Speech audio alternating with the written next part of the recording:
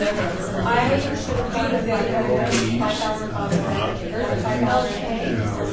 for I was sitting next to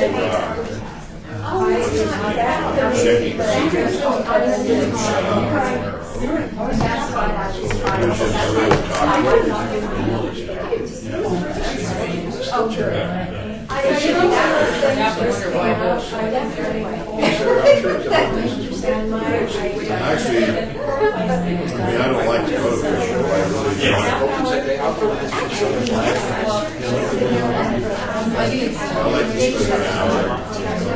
It's just long enough. So, should have scheduled. Yeah, I had hit everything. That we're out of here by 5:25. Whether it's going to work or not, it's a different story. And that's with the start time of 2:05. We have 4 right now. Louise just walked out. We know the mayor's going to be here.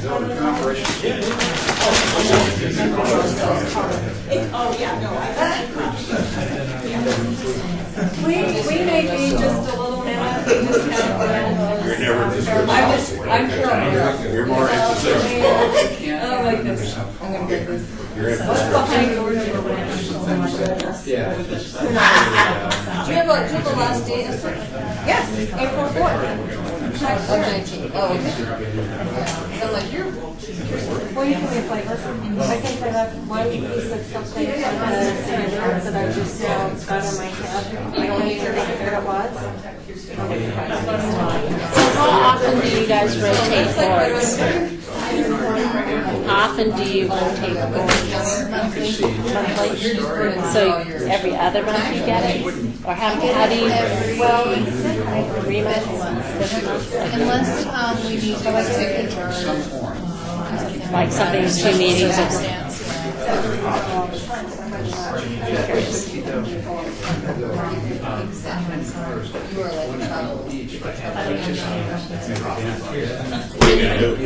Hey Joe.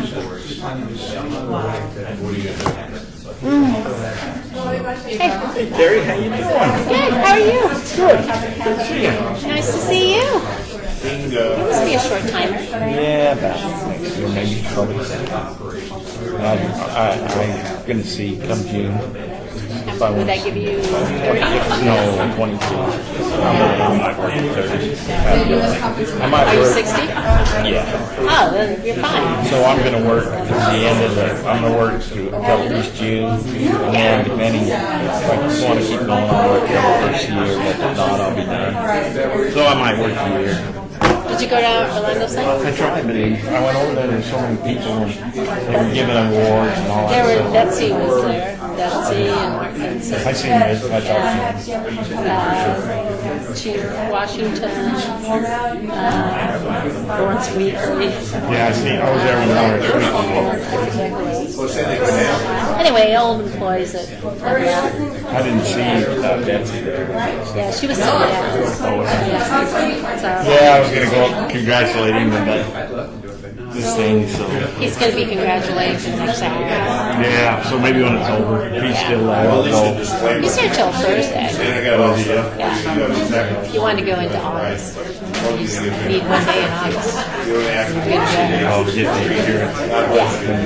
But it also kind of coincided with his anniversary, his true anniversary, or something. It was something like that, though. Well, It all coincided together. So yeah. They always want to retire the second or third.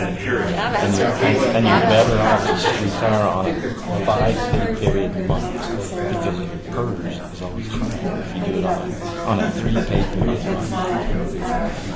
Got it. It's by a little, you get a few dollars more on your PERS calculator.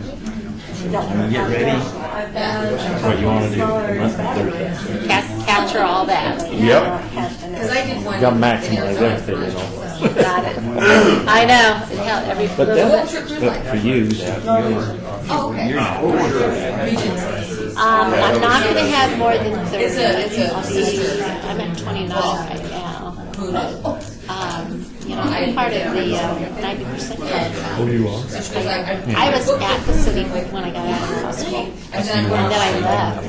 I'd have to be in until 2024 if I wanted to Well, every time I go. have to manage for it. I don't mind. Ask yes to, but I'm not so like You're not that bad. 61. I see. Out of here. So, I'll never forget when Orlando was telling the rest of the joint that I was at the meeting. He goes, I may be stupid. Well, he wants to make your big one.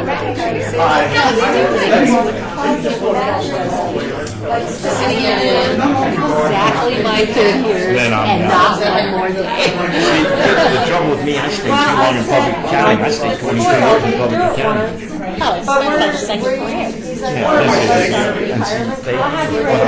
I used to be the auditor, I was the auditor in city for 13 years. I was the manager of the job.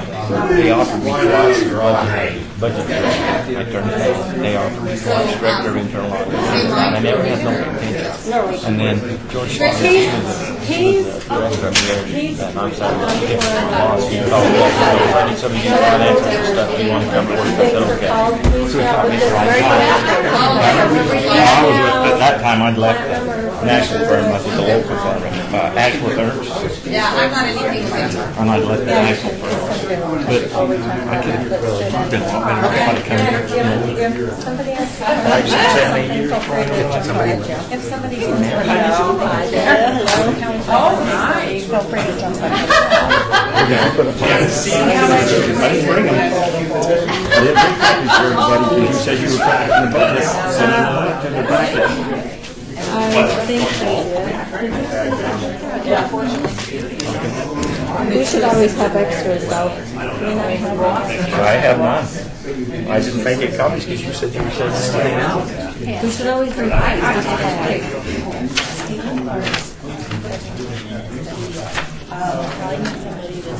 Okay. And do you have a number that I can give them to call?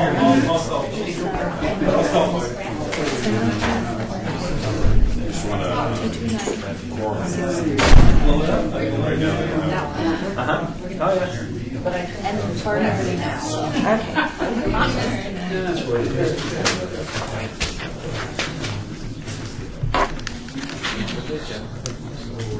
We're going to have to get copies to give to the clerks. I'll call you because you're dying this morning. I'll let you know.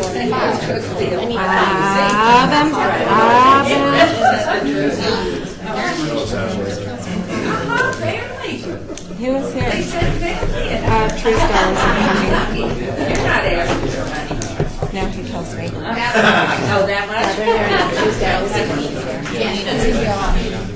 He's just calling him. He's not going to he's in a contact. There's one in this? Oh, man, everybody's got one. No, sir.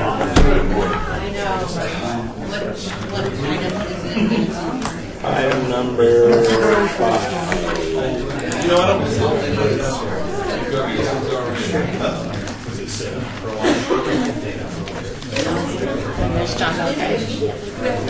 We do. Yeah. Do we We have some 7 here that somebody can make some copies of this? I'm going to call to order, right on time, no 2 minutes late, of the July 30th, 2018 Commission for the Las Vegas Centennial Board meeting. How are you, Mr. Mosley? Nice to see you, Mr. Stodoff. Here. I've already said hello, we haven't done that. Okay, are we in compliance with the open meeting? Yes, we are. And would we like to do roll call? Yes, please. Chair Goodman, Yes. Commissioner Arnold, Here. Commissioner Brown, excused Commissioner Bryan, excused Commissioner Coffey, Commissioner Feldman, excused Commissioner Helton, Commissioner Mowbray, Here. Commissioner Sinek, Here. Commissioner Stolo, Present. Commissioner Truesdale, excused, and you do have a quorum. Thank you very much. All right, we'll go to our first public comment. During this portion of the agenda must be limited to matters on the agenda for action. If you wish to be heard, please give your name for the record. The amount of discussion as well as the amount of time any single speaker is allowed may be limited. So are you coming up under public comment? I am, ma'am. Okay, so please announce your name. My name is Heidi Swank, and I am the Executive Director of the Nevada Preservation Foundation. We are a 501c3 historic preservation nonprofit, as you all probably know. So good afternoon, Honorable Mayor, Councilman Coffin, and members of the Las Vegas Centennial Commission. I'm here today to comment on a few of the items on today's agenda. The agenda has two significant asks for projects that both aim to preserve portions of our city's past. As we reviewed these items, though, a few questions came to us regarding how these funds are proposed to be used. For item 12, we had concerns about the plans for the signs after the 10-year marker. What will happen to them beyond that date? In addition, should the caveat that allows these signs to be moved to the Neon Museum before the 10 years need to be used, who would pay for moving them? As you know, this is not an inexpensive endeavor.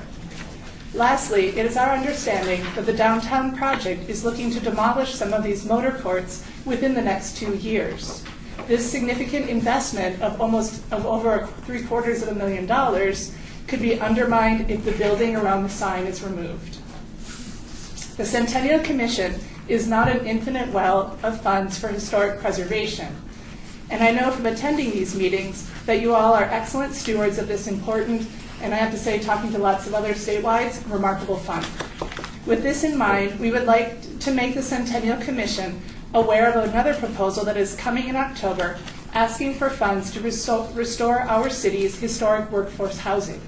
This project would rehabilitate homes in our urban core that are in excess of 50 years, vacant, and underwater from fines and fees.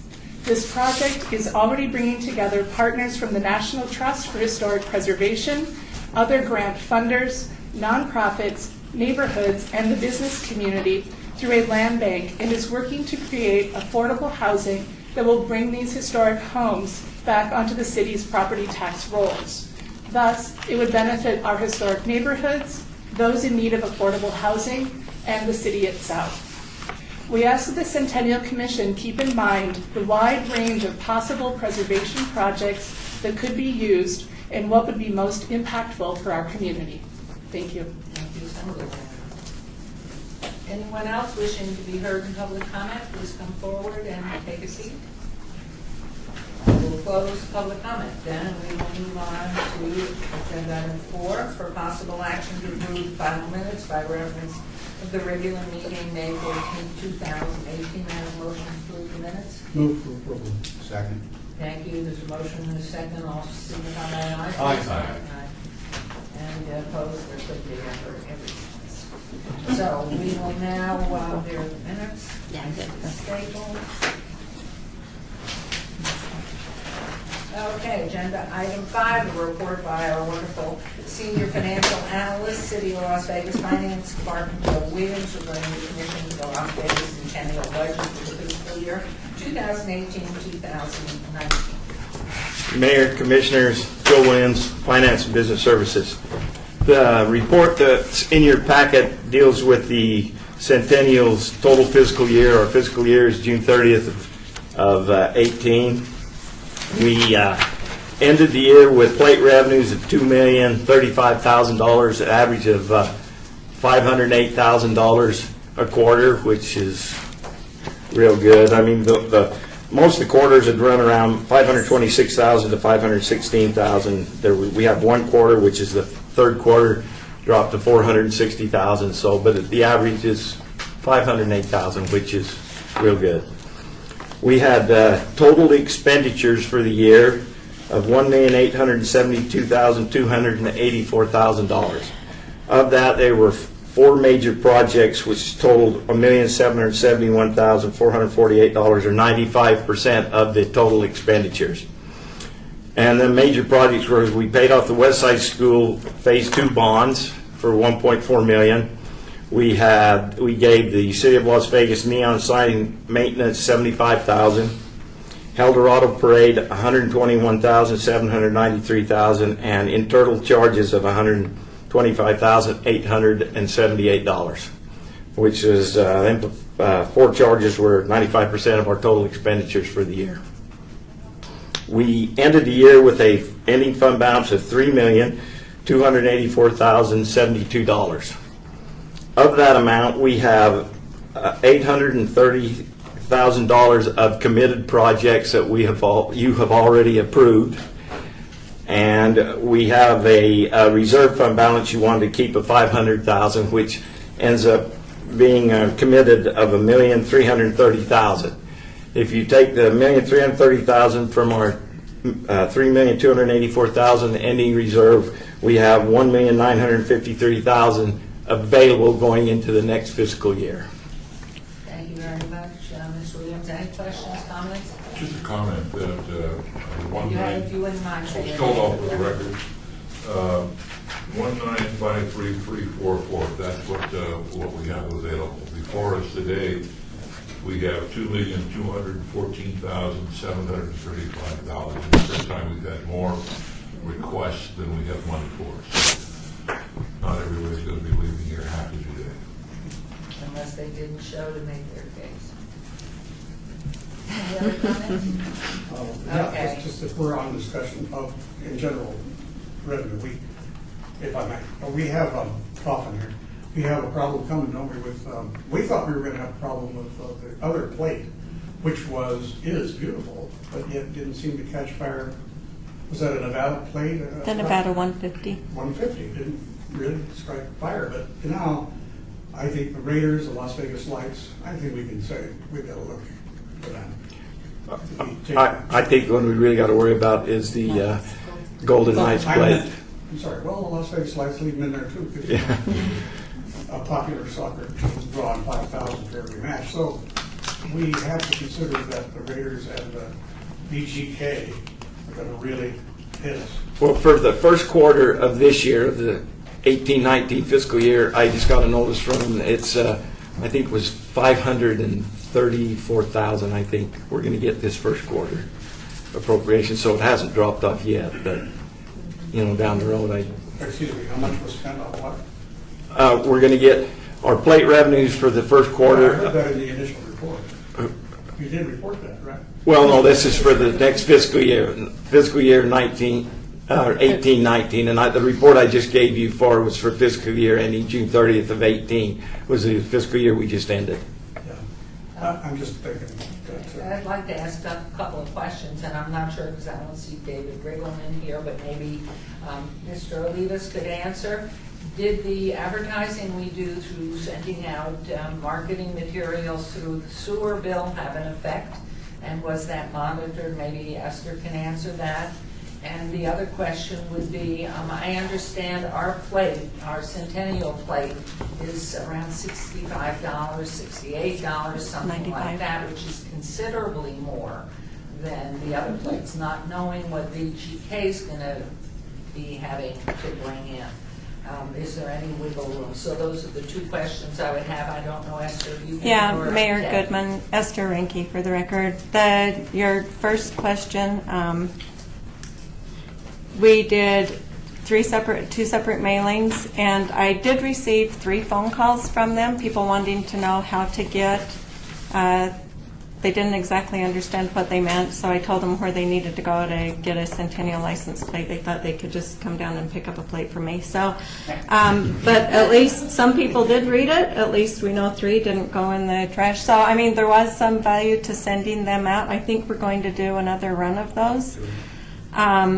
So that's good, at least just to keep it in the top of minds. And then the second question was, our Centennial license plate is $95, and a regular license plate is either $25 or $35. So there is a significant difference in a license If I might plate. follow up on Goodman here, what is that larger charge? Is that? It's the charitable donation, so a percentage of that comes to us, and the DMV still gets their percent of it.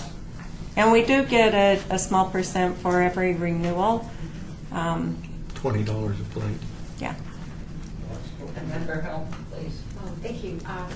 one of the things that I've been concerned about is the marketing aspect of it. And one of the things that I've been thinking about is, we've been working at branding the things that we've done, and we've kind of been using the Centennial logo. And I wonder if we shouldn't do more of a direct connection and maybe adopt the license plate as our logo, so that it's related, it's more relatable to people. I mean, at this point, if they see a piece of information about what we're doing, how are they going to connect that the license plate is paying for it? Because that's the part that's the most critical to us, is for people to understand that this license plate that they can opt in to buy is producing all of this.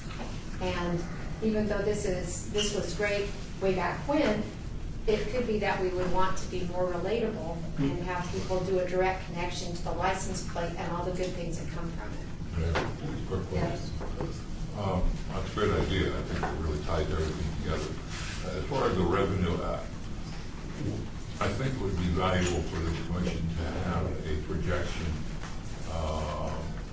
when the other license plates go on sale and when we may start seeing some impact. This is nothing like the Bicentennial. That sold well up north, didn't sell well down here.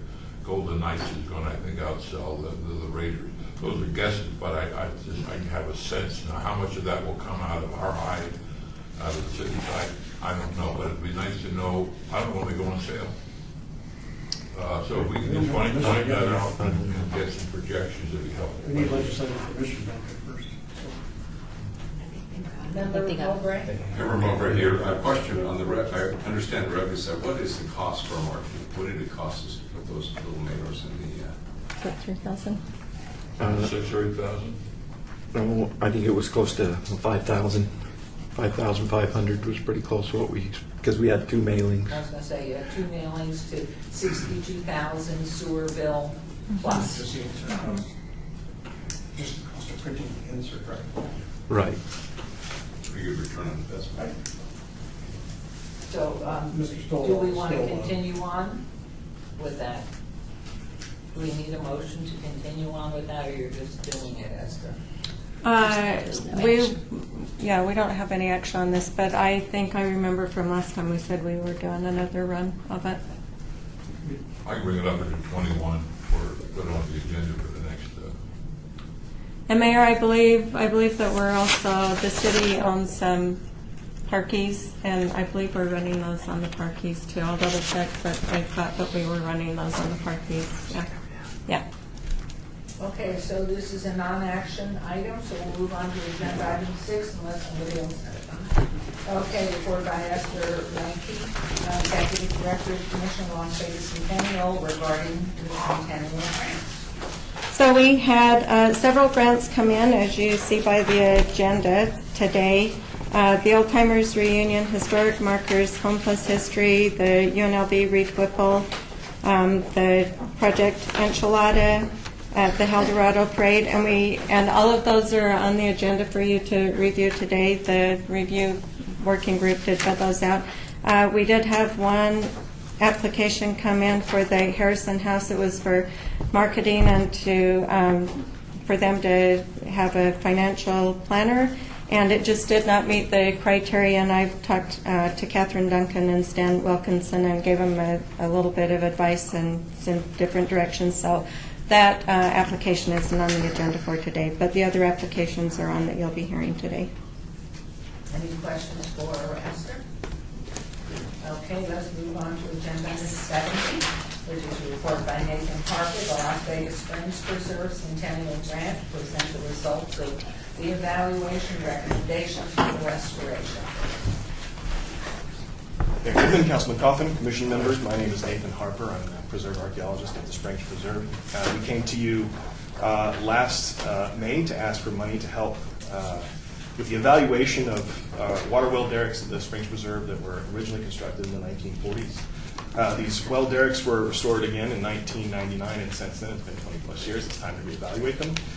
One of these wells, well derrick number 5, this is the one you can see from the highway as you drive by, was not originally restored in 1999. So we're looking at that one a little more specifically to see what we can do with that one. We were granted in September 2017. We contracted Mel Green, a well-known historic preservationist and structural engineer, to come do the evaluations. The fieldwork evaluation took place in January of 2018. It's a field inspection, including binocular and aerial surveys, including drones. I have a very nice drone video of all of our well derricks.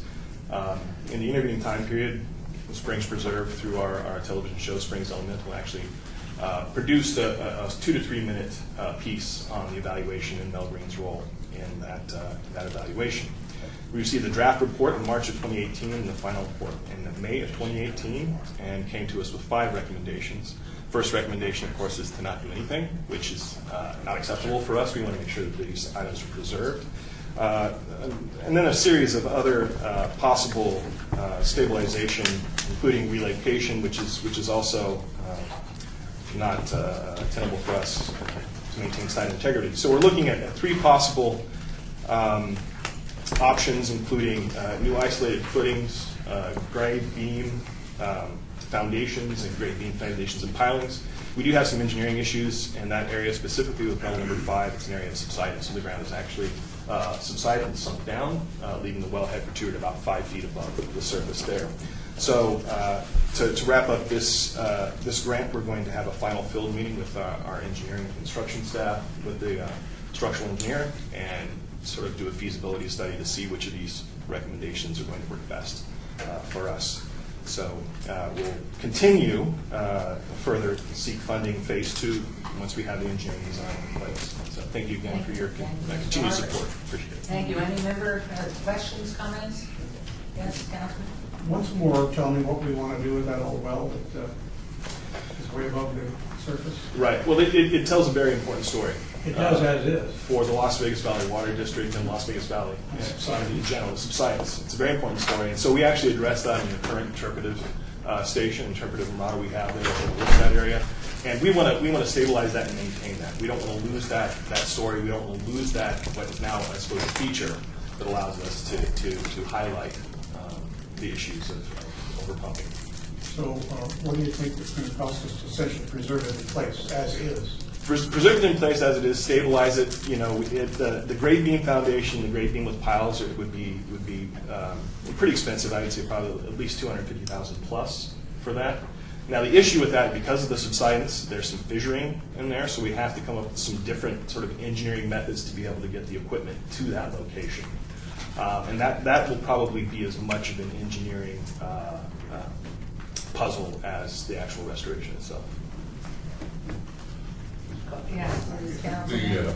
Just an FYI on that, the Tonopah Museum there is facing the exact same situation, restoring their mine collar. Is to get the equipment up to there, they're going to have to stabilize the ground around it, which is more expensive than just fixing the collar. Quite an expensive process. But the Mel Green report, is that online or available? I have copies of it. Thank you. And I'd like to question you on this too. Do you have anybody from our city engineering staff included in your staff that's doing the evaluation, either Mike Jansen or Jorge Cervantes? We have not, but we can.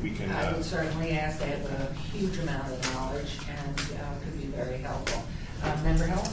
Yes, I was just wanting to make sure, do you all, as you're putting your numbers together for this next go-around, are you all going to be able to come up with matching funds? Absolutely. Is that your And plan? one of the things we're doing right now is we're considering a National Endowment for Humanities grant, which will sort of package this and some of the other historic water infrastructure at the Springs Preserve as a larger package addressing the historic water infrastructure. So we're going to go to NEH for that. And we won't know for several months on that. But that includes a matching component. Yes, member. Member Mowbray here. So we're going back to the previous item on those little mailers that cost us $5,000. We're in the water reclamation buildings, right? What about the Las Vegas Water District mailings? Are we included in those? I know that we did an ask, and I think we were told no. I think communications reached out to 2 other groups, and Especially this time. didn't we ask somebody else, and we were told that we couldn't do that. So can we ask ask her to please make those calls, or if you're Mr. Harper here, to do that. But please also include Michael Jansen and Jorge. Really important. I think that can really help a lot. And there are some ways that you can take access to member help and stuff like that. So this is a non-action, and thank you very much. Who'd you get the drums from? We have a production company called Joshua Tree that does all our filming, and so they were able to do that for us. And of course, they did it in time for you, right? Yeah. Okay, agenda item 8, discussion for possible action regarding a grant request by Kevin Buckley, Board of Directors, Chairperson of Old Timers Reunion, amount of $3,000 for the annual Old Timers Reunion. Well, good afternoon. My name is Kevin Buckley. Julie Gilday Schaefer is next to me. I am the chairman. Not an old timer. I am. This year, our family celebrates our 50th year here. I must disclose that Mr. Mowbray is a partner with my brother Michael and Bob Stola. We go back to when Sheriff Lamb was sheriff and county commissioners and the mayor, the honorable mayor, and I go back forever. So I make all those disclosures. So one day there were several people at the Bagel Mania. There was Ken Johan, Thea Dondero, Dave and Lou Perlman, Paul Indy, Art Laurie, Bill Moore, Joe Delaney, Jack Cogan, Herb Kaufman, and Abe Fox. And they decided there should be an old-timers reunion. And with the incredible generosity of Mr. Bill Boyd, they had the reunion at the Stardust. I think they first had it at the Las Vegas Country Club, and then they went to the Stardust. And today, with the generosity of Bill Boyd, we still have it at the Boyd Casino. We make no money. We barely break even.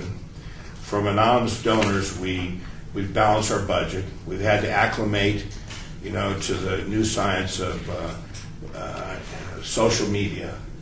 And so we're here today to ask you, please, for the city's support for a grant of $3,000 for the old timers. And I got to go back to Thea, because Thea took it over when Ken Johan used to run it. Ken Johan was still smoking cigarettes at 95 years old at Las Vegas Country Club, having a martini. And my father would have said, whatever you're doing, don't change it.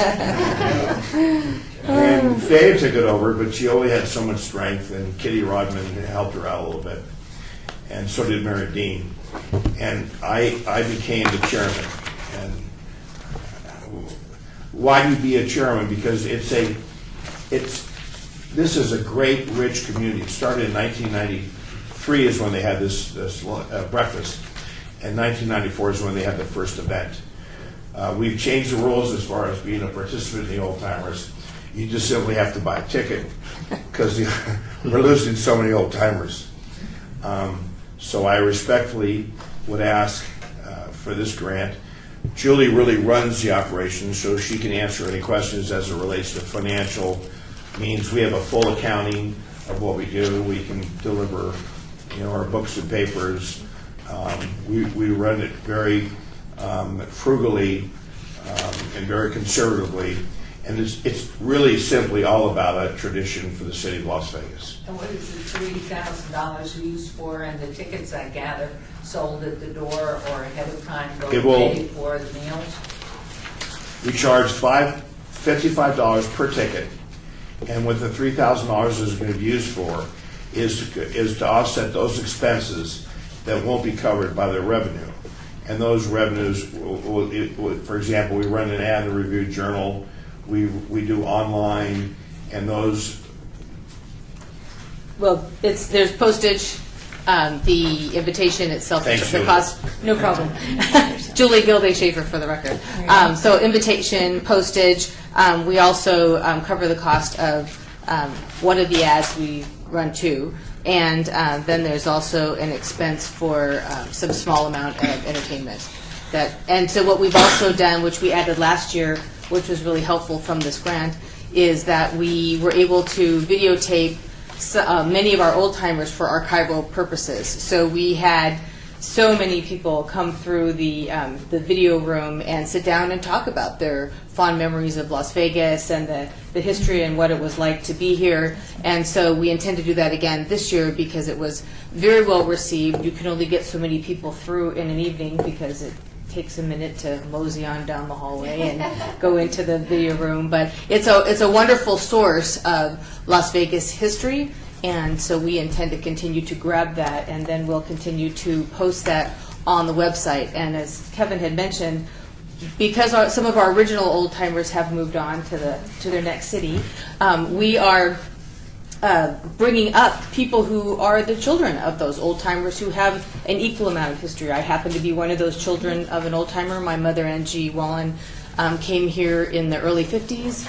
I joined her in 58, and so we have generations of people who are moving up through those ranks who are wanting to carry on that tradition of recognizing the founding of the city and what it's meant to be a very diverse cultural community. And so we celebrate that at the Old Time Reunion. And many of you may have received a Save the Date postcard. The invitations are going out this week. And again, it's Sunday, October 7th at the Orleans. Beautiful. I would add one more thing. It's an apolitical event. So in the old days, people could get on stage and say what they wanted to, but that's not what happens now. It's like a show. It's like going into a lounge. So you have the music, you have the dancing, you have the dinner, you have the visiting. It's And apolitical. No political zero. speeches. Excellent. That would be worthwhile just going to it. Yes. And a motion, can we move this along? Just a quick question. Oh, go ahead. Just a quick Sorry. question. I would just hope that sometime in the future that it could be moved to the city of Las Vegas and not out in the county. I know you're getting a good deal out in the county, but it'd be nice. Well, first of all, that would certainly be a really good reason. In fact, I recognize that consternation because we're coming to the city asking for something that's in the county. Secondly, it's really difficult to ignore the generosity of Bill Boyd, but he's got several places downtown. Wait, I was just going to suggest that since you've already made your invitation, but the California one, Well, Main Street Station, or Main Street Station. Suncoast. county. Oh, that's city. That's city. I just wanted to second Councilman Kaufman's motion.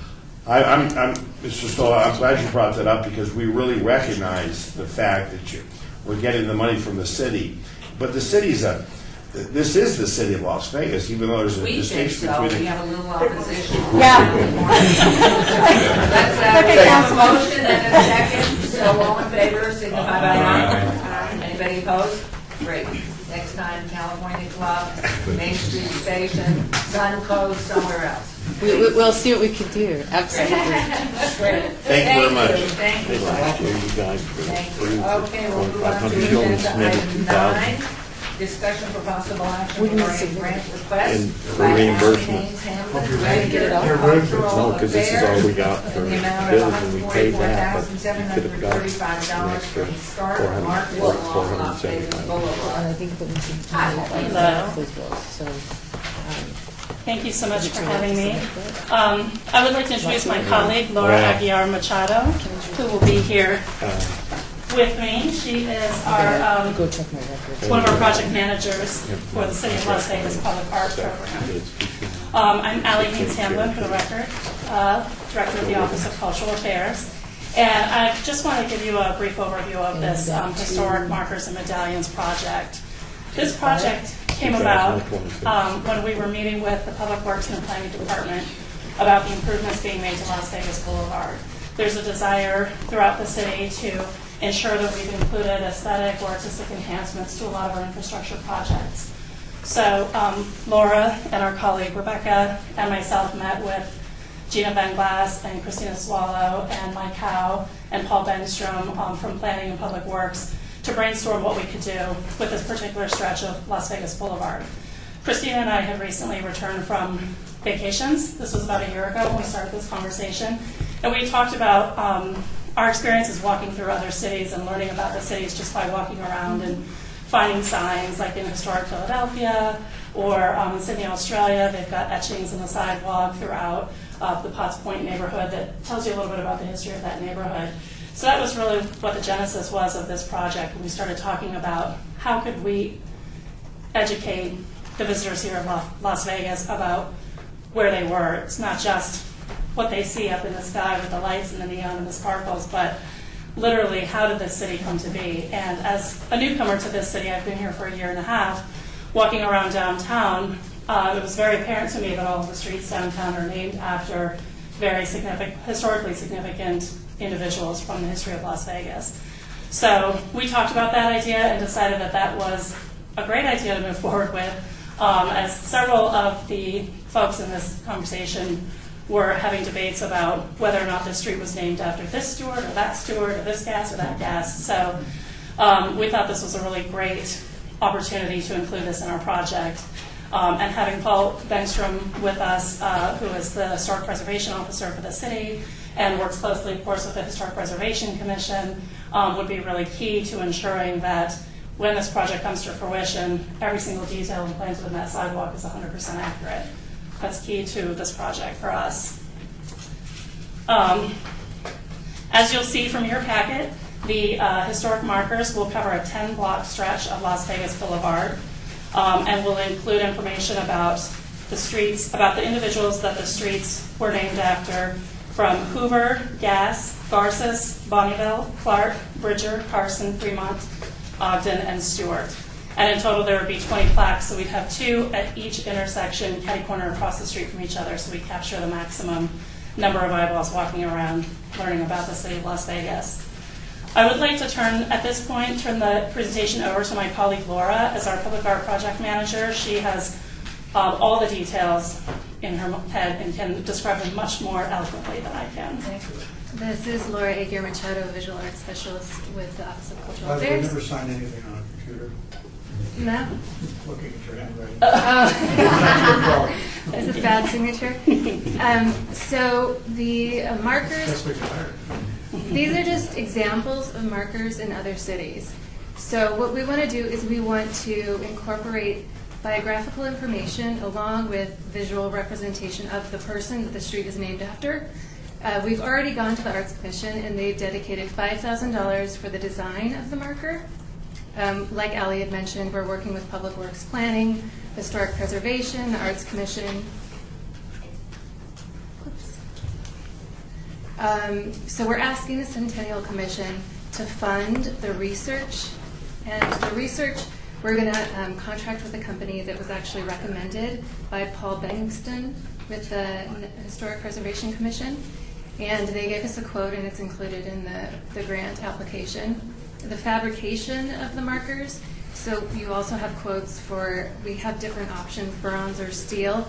I think we gave you the most expensive quote, just in case. And then the installation of the markers, the installation would be done actually in the sidewalk by, right now we have a quote with Las Vegas Paving, but there are a lot of other contractors that we can reach out to. Phase 1 would begin August 2018. We would put out a call to artists to ask for artists to give us their qualifications and then submit a proposal.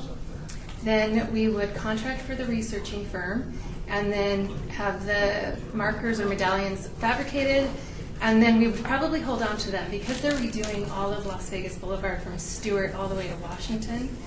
We're working with Gina Van Glass, and so the second phase of this project might take a little bit longer, but we want to definitely kick off phase 1 now, and that's why we're here asking for funds. Go ahead. Mayor. Yes. Just clarifying, the ask today is for the entire thing or just phase 1? This is actually, we're asking for the entire thing. You are. So 144,007 and change. But knowing that it's going to be in phase 1 and phase 2, and I think that is there a year turnaround in order to use the funds?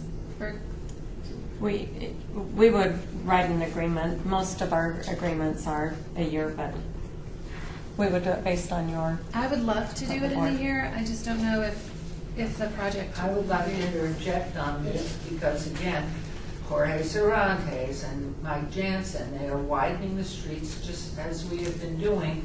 with pain. And so to go ahead and put these in place and then have it all torn up, to me is, you just want to make sure the timeline for the restoration from Sahara North is clear. I have a severe problem with this whole project. Starting with the fact that we already have a challenge coming up with a design for the medical district historic markers. I went online just right before the meeting and looked at all the various historic markers we've got around the city. I found a dozen different designs. It's a hodgepodge. And it doesn't make sense that we start another one. What's really important, well, first of all, that's one issue. Second issue is half of these people didn't have anything to do with Las Vegas. I can't remember Bonneville ever visiting Las Vegas. He has a dam named after him, but he was never in town. It certainly wasn't Helen J. Stewart. It was pointed out to me just a few minutes ago, which is a great story. There are no signs from that early period, street signs named after women. This was not Helen Stewart. This was probably William Stewart, the U.S. Senator. But that's beside what that would be found out. I don't think Ogden ever came through here. Garces didn't make it. He was a little bit further east. So I really like what you said about learning about the city, but these people don't tell us about the city. These just happen to be historical figures that the city commission at the time said, let's name them after that.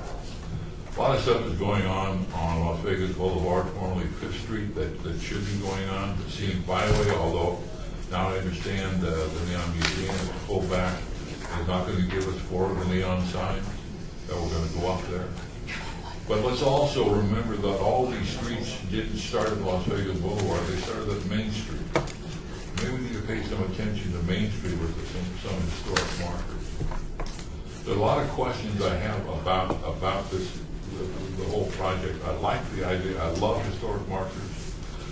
Are they markers, I think, that are going to be seen by the, are they two sides? No, they're going to be on the ground, so they're going to be seen by walkers, pedestrians.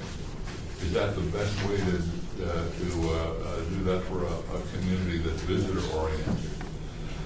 My suggestion is that you either turn this over to the Historic Preservation Commission or some process, better yet, a committee within the city is created to deal with the idea of historic markers, what the design should be, what the criteria should be. To have bios of historic figures that mean nothing to the city doesn't reflect, doesn't help me with describing our growth, and there are lots of things that we have to celebrate that we can do with historic markers. But it makes us look shoddy having a dozen different designs. So I like the idea of the concept, but I'm not ready to vote for it at this point. I'd like to add on to this too. I mean, hearing you, you're so absolutely right. The one place we have done the engineering and the sidewalks and the landscaping and streetscaping, we're not there yet, is from, which way? It's going from, where is that? Oakey in Maine, north to, where will it stop? Bonneville. So maybe regrouping to include, make sure you have one committee that's all doing the same thing and take the time to do it right and coordinate, and two, with technology being what it is today. So many of the cities in the U.S. Conference of Mayors, they're all into the more technological, where you can also tune in and do it on your own iPhone. And so the question is, I don't deny that the bronze in the ground isn't fabulous, but sure, I think that coordinating it all and having inside the city a common pathway. Remember how it goes? Yeah, I think that it reminds me of the conversation we had last time about the medical historic markers and the fact that we need that consistency for the continuity so people know what they're looking at as they drive by, whether they should stop and look at something or not, and that continuity is going to be critical. And I think, again, we can tie things back into the branding aspect too, because obviously as people stop, we're going to want to make sure that the branding is consistent so that we, again, have people understanding that they do get something for buying lessons. Or our market is going to look like the Las Vegas. There you go. I mean, that kind of continuity, that kind of branding, that is critical to the success of historic markers being used by the public and also having it not look shoddy and inconsistent. And so I also think the criteria is something important that the city commission, I mean, ultimately this is city money, so the city commission, there should be a filter, a criteria. What are the things we're going to recognize, either human beings, the event that may have taken place there, or the architecture? I mean, there's a number of categories that could qualify for a marker. It's really a plus, but it just really upset me when I just started looking quickly at the number of different. I like the Centennial ones, by the way. They seem to stand up the best, but those are two-sided and really work well for the places. I don't know about the bronze in the ground. I don't know. So when we suggested that sort of time, to go back and do the working committee, getting everybody to the table at once, this is amazing. I don't know if you've looked, I can't believe what I'm seeing the numbers of different kind, and there should be one, unless there's an offshoot to it. But you're right, having Paul involved with the Historic Preservation Commission. I talked to him in the past about markers, and he is very up to speed on the different ones that are in town. So I think we would look for, the first step would be somebody to come to this commission and say that they're going to put together and be a deliverable of the research on the existing signs, recommendations for additional signs, a design recommendation, and a criteria recommendation. What's the filter before something goes up on it? Yeah. Yes. And to that point, I'm just curious, what is the procedure? Since we have an existing HBC, Historic Preservation Committee, how does something get sent there? It's not us that send it there, it's the council that sends it there. I'm just curious how the hierarchy is here. I would take it there. Okay. I mean, this is Lori Camerchado. In our initial meeting that we had, Paul and planning and public works really brought it to us to try to, and because we work in cultural affairs and public art, it's more about working with artists to design something that's different. And I thought, in my mind, this really is a historic preservation project. Other cities have whole commissions that just handle historic markers. Texas, I was researching, they have an amazing, you apply for projects and they have a whole committee that deals just with that. So I can understand that would be wonderful. Absolutely. And that maybe we can work with Paul and come up with a plan like you mentioned.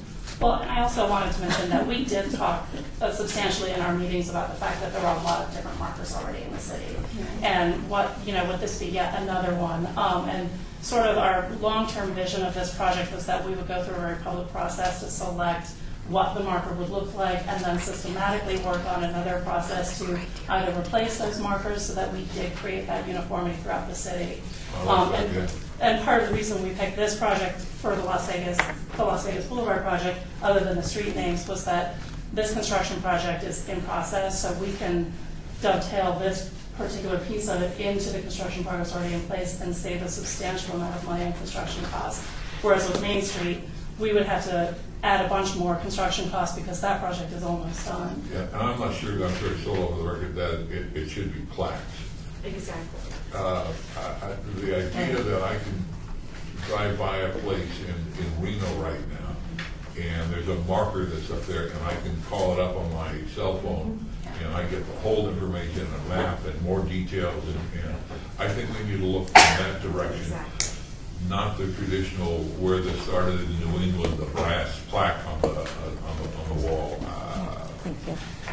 I would like to add Goodman here that as you go forward with this, however, it is that there really is open communication to make sure that everybody that's already putting in a plaque or thinking of putting in a designation, everybody's pulled together, and that you do slow it down, because I think we could be spending money that we're just going to have to rip it out. Because I know in the medical district, I've seen 2 or 3 different designs already, and it is to be coordinated and communicated to everyone that's involved that might be in on this, and then the leadership in your organizational chart, who that would be, and whether it's the historic preservation, or however you're going to do that. And maybe this committee could be one to help with funding a consultant and that process. So when you come back. Right. This is Louise Helton for the record, and I would think that having that specific historical marker commission or committee set up would be a really good move for the city. And I think that putting it somewhere around the historic preservation committee would be, in my opinion, it would make a ton of sense to have that be where it lives, with support from other places, certainly. By the recommending body, I think, right. to the city commission, to the city council. Yeah, with some protocols and everything that are established, so everyone knows what they are, and it's not hard to figure out. So how about you proceed with this input, and then come back to us through Esther with a report of where you are, and the sooner you get that together, then perhaps, and then all these different groups within the city. I mean, the Springs Preserve, what do their markers look like? They're all, those aren't included in the wonderful packet here. So, I mean, there are just so many different pieces. So if you would do that, I think it would be helpful. Madam Mayor, you have an application that's before you. So, and it sounds like, based on a lot of the comments made by the commission members, that perhaps it would be best to have the application be withdrawn, regrouped, and then resubmitted later. So with respect to this item, you're agreeable to withdraw the application and be without prejudice? Before you do that, thank you, Council. Mayor, may I say, Kaufman here, we have, I hate to tell you this, as you know by now, you only been here a couple of years, we have the talent in the city to do this thing in our city employee group. And I'm just curious if, when you were talking about public works and planning, did they suggest that we give it a shot, that we take a look at what we could do? We have metal workers. Oh, as far as doing the design ourselves? And sometimes the stuff they do in their hobbies will knock your eyes out. So my question is, did we run it by them? And how much would they price? Because if let's say we wanted to do it and we took it and reimbursed the city, maybe it would be a lot cheaper. Well, it could, and say it could be, and it might be just as valuable to us as in the future, because I guarantee you there's talent there to do this. So this is Ally Kinsella for the record. We did talk about that very briefly, and part of the reason that Cultural Affairs was brought in was to include the element of public art. So our approach was to go to the commission, the Las Vegas Arts Commission, and ask for some money towards design fees so that we could do a call out to artists to help with the design. Unfortunately, when we do a call like that, city employees are excluded from that because obviously there's a little bit of conflict of interest there. Well, the city employee as an individual might be excluded, but not the city itself. Right, that's correct. That's correct. Unless I'm wrong, I don't know, that's a little thing that might be a big thing. I don't know, Terry, but the point is that in this, we're going to take a recess on this particular item. Let's talk to the city people who know what they can do. So based on Ms. Monticello's suggestion, would you like to make some record? Yes. Can I just to clarify, I think you guys are on the right track. It sounds like you know what we're looking for. I'm just a little concerned that this is such a big sandbox in which we're kind of pushing you back into. Are they going to have the authority and the ability to work what they need to work to get everything under one umbrella?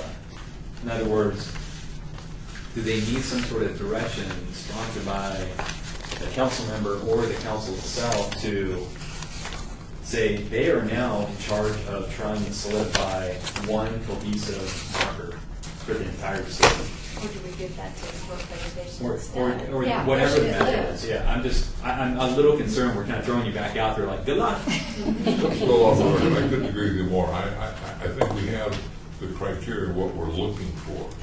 But I was hoping that this group would come back at the next meeting and say, we want to go out and hire a consultant to get the following design criteria and then bring it back to us. This is Louise Helton for the record. My concern about that is that that takes us away from the more formalization of a historic marker committee, commission, whatever you want to call it. Instead of just going forward, it's continuing in the vein that we have been doing to try to bring it back and create an entity that really, that's what they're charged with doing, and creates all the protocol and everything else in the filtering system so that it doesn't just happen for this project, but it's continuous. I agree with that, but I was hoping that that's what the deliverable would be from them. From the consultant would say, this is the protocol, these are the things that we would recommend, and maybe you need a separate committee or commission or, but I think it's going to take a full-time look, otherwise you're going to be doing this in your spare time, and you got other things you have to do. You can certainly be part of the filter that when we finalize it. But I would hope you just come back, work with our Esther, and come back with a proposal. There's several groups around that would be able to handle that, I believe. But the deliverable would be to come up with that, not to come up with the artist and how you would, design it. And we're pulling it back to creating the protocol and the commission, not the actual. Well, I'd like them to go out, what I would like, with a large I would like them to go out and first of all, research all our existing signs, get a list of that, see which ones we have.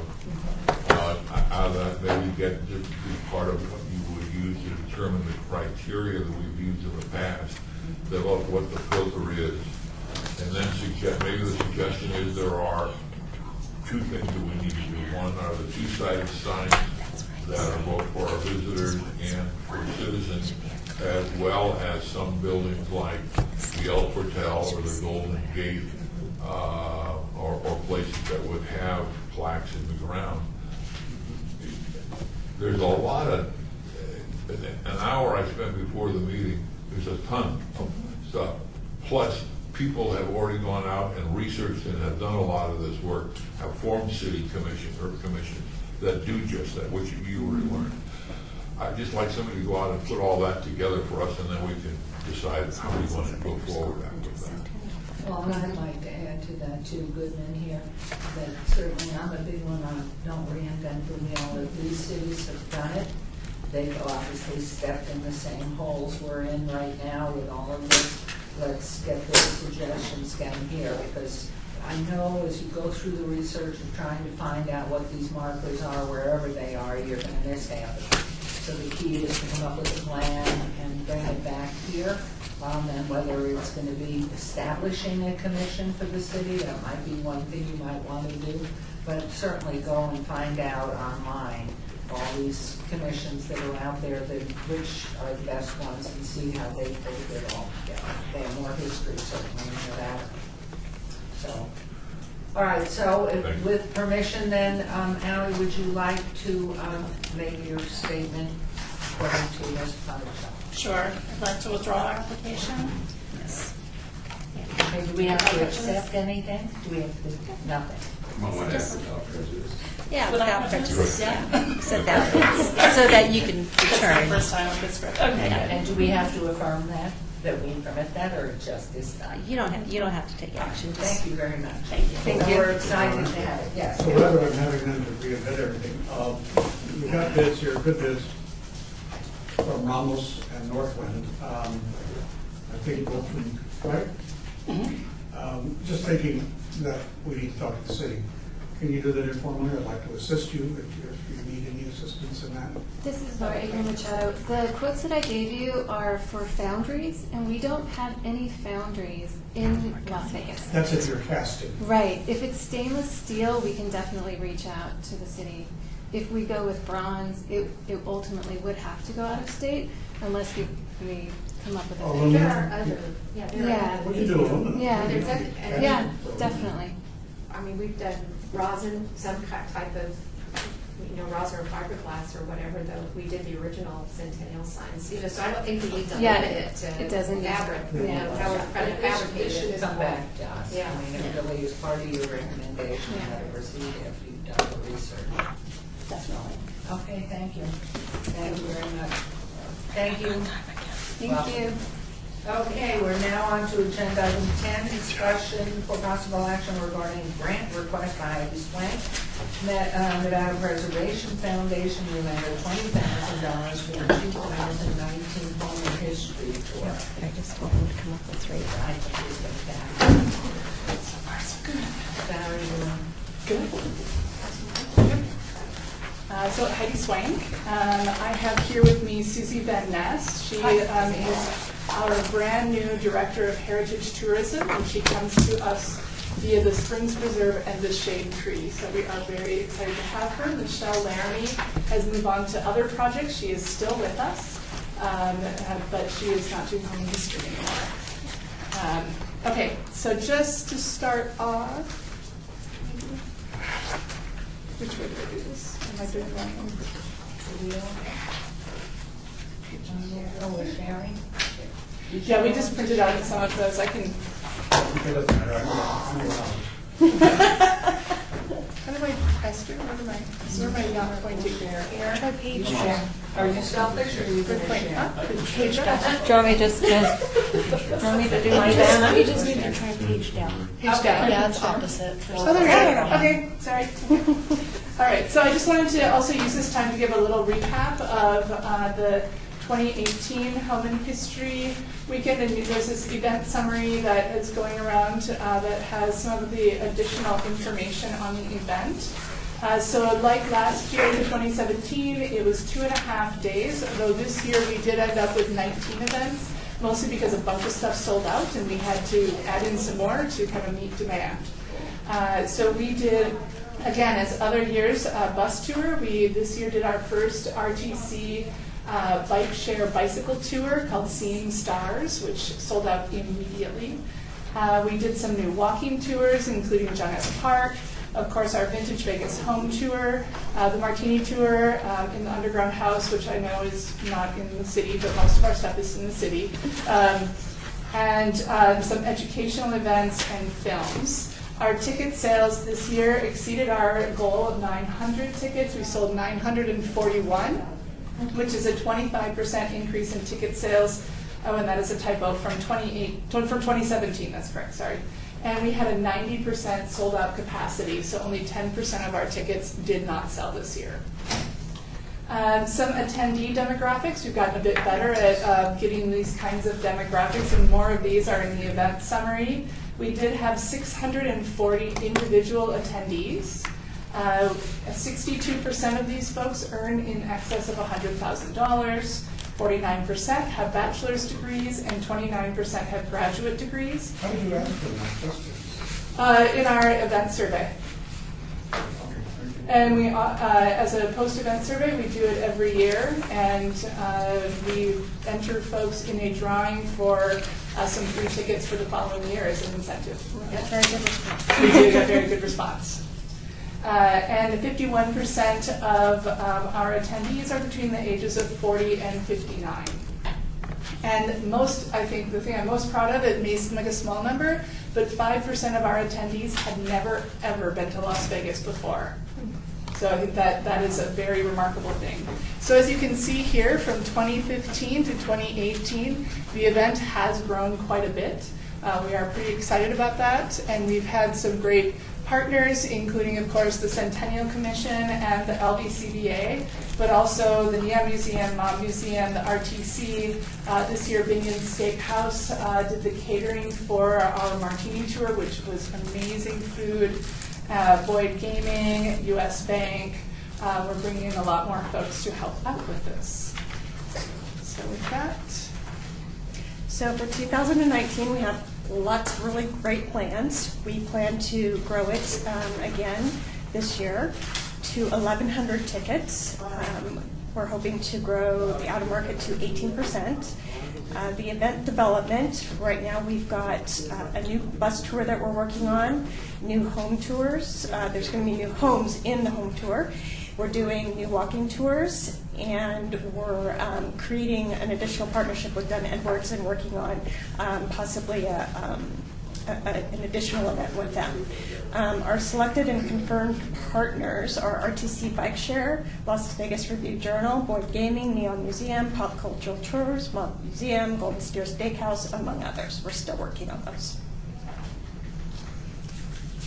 So we've been doing a lot of promotion in order to bring folks in, and a lot of this is paid for through the LVCVA's grants. And this year we brought in, for the first time, we hired an outside firm called Vivitive Marketing, who really redid our entire image. They came up with our tagline, A Celebration of Vegas Cool. They did a whole series of digital and print ads for the event. This ad that you can see here was featured in Atomic Ranch, Modern Magazine, and the magazine for the National Trust for Historic Preservation, a good number of magazines that go nationally. And there are some really great digital ads with some of our neon signs, with some great taglines like eclectic and electric and fun things like that that really kind of brought people in. We're continuing that relationship with Vivitive Marketing, which is a local firm here in Las Vegas. And we are also talking with the Review Journal. They are interested in possibly doing an insert in the Review Journal for Home and History 2019. And we're working with the LVCVA for additional out-of-market advertising. And we do an annual marketing trip to Palm Springs Modernism Week to make sure that those folks come here after they've been to Modernism in February. We are really looking to increase our digital advertising because that seems to be our best bang for the buck. It really is what brings in a lot of folks. And thanks to Susie, we were able to utilize a Google grant for funding, and we have free advertising through Google AdWords because we're a nonprofit. Vivitive Marketing is in the process of developing a full Home and History 2019 marketing proposal for us. So one of the things that we've really been doing research on is our funding structure, and we have been looking at events like this all over the country. And one of the things that we notice is that local jurisdictions are consistently a major sponsor for these events due to the economic impact that this brings so many people in for other services in that city. But we also know that we need to, that there are events that happen outside the city, and we would like to be able to expand to increase the events over a larger area as the event grows. So for instance, we're looking at an additional home tour that might be in Boulder City on Friday afternoons, so it would allow us to grow into Friday afternoons, so it would become 3 full days. So we're looking for ways to do that. So one of the things that we are looking at, and because you see our grant ask is lower than it was last year, it's about half. And with the idea that we have been talking with other local jurisdictions to find ways to get everyone to kind of help collaborate and support this event, because it does bring tourism dollars to their community. So we are really hoping that we will be able to do this before October and pull in another 20,000. We may come back, we may not. We are hopeful that we've already had some great conversations with other jurisdictions. Some of the covered costs there are much the same as they were last year, that Nevada Preservation covers. And then the grant ask that we are asking for from the Centennial Commission would cover some of these early costs that we have. We have to rent our venues early. Bus rental happens really early. Insurance we need to get going on. Our printing and wayfinding, just that design takes a while. And just because we realized how much longer we have to start planning as soon as the event ends now. So being able to hire a project manager would be extremely helpful. So with that, that's all I have, and we are happy to answer any questions you might have. Mayor, I'll say, few words. I just want to say thank you because it's always a pleasure to have an applicant before us that year after year you continue to grow what you bring us, but now you're even asking for less. I appreciate that. It just makes, for me, it makes this a lot easier, so you'll have my support today. This is Louise Helton for the record, and one of the things I, got marketing on my brain today, and I know that you all haven't developed all of your materials yet. I'm just wondering, would it be a hardship if we had some kind of a blurb that talked about how things are funded by the license plate and encourage people to pay? We were already talking about that. That would be really yes, awesome. I think that would be a great idea. I think this might be a good time for me to just share that as far as I looked online while we were in our meeting today, the Golden Knights license plate isn't out yet. They're still going through design reviews, and so it's not available, but when it does become available, it's going to be $37. And so that is obviously a lower price point. Obviously, nothing for charity happens with theirs, but I think we just need to have more opportunities to put it online, and maybe I'm just wondering for some of the activities if it would be appropriate or possible that any of those inserts that we would maybe develop that we could have available for them to pass out to people who attend. Yeah. And it's just for the home tour, what we do now, we have a drive-through check-in because when you have to get 350 people through 5 houses in 4 hours, it's a challenge, but we give everyone a bag that has home and history on it, and there's things, and so we can easily put information inside that. And we do have on the program, all of the programs have your logo on it, and all of our ads do too. But we can obviously do a blurb about the license plate. Yep, absolutely. Thank you. Call off for the record, I'd like to make a motion to approve. Thank you. Did one more comment, Yeah, please? for the record, Hugh Sunak. I just want to say you said 5% of people have never been here. That may not seem like a big number, but on 1,000, that's 50. That to me is really significant.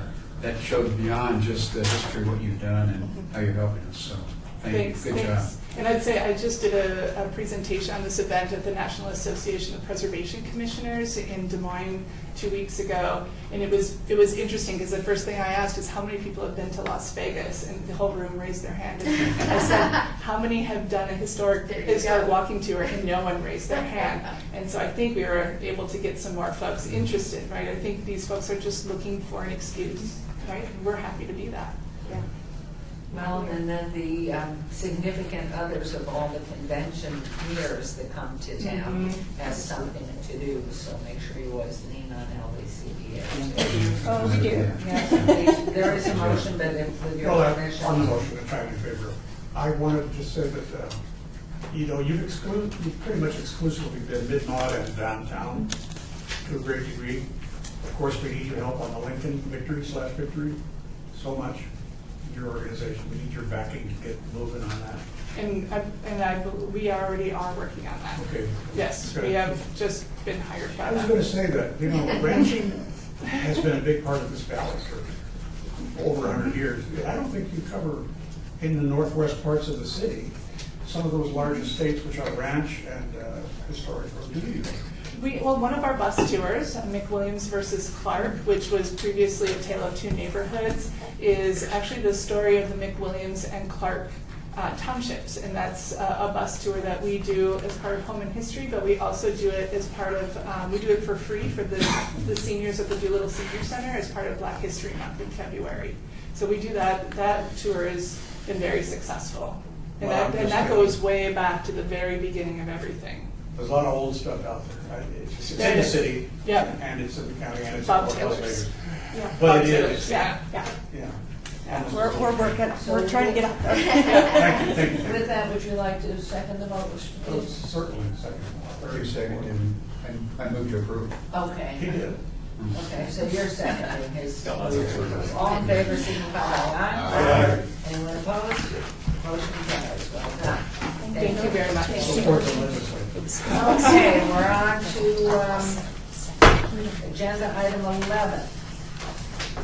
discussion for possible action regarding a grant request by Stephen Clark, University of Nevada, Las Vegas, MLB Design Center, in the amount of $85,000 to fund a research assistant consultant cost, materials and supplies, publication cost for the Reed River Cultural Center restoration. Hi there. Yes. For the record, Stephen Clark, Director of the UNLV Downtown Design Center. Goodman, members of the commission. I'd like to thank you all today for having the opportunity to review the proposal for our project. Again, I was approached by Dr. Lisa Morris-Hidler from the city's Department of Youth Development and Social Innovation for this project. So with that, I'm going to see if this works. I think. Yes, it does. Oh, did it go? Yeah, we're good. We're good. So all technical issues resolved. So our mission at the Downtown Design Center is to promote sustainable and regenerative communities through collaborative research, design, and action. It did work just a moment ago. Are you doing the page down? There we go. Okay. Maybe you just have to stand there and Yeah. channel through your body somehow. So the Downtown Design Center is located at the historic Fifth Street School. And for the record, we have come to the commission on 2 occasions. First in 2015, when I first took over at the Design Center for the completion of the historic West Side 100 plan. That was, and then our second grant was to do a transition of that plan in 2016 with the city, and to great delight, that project was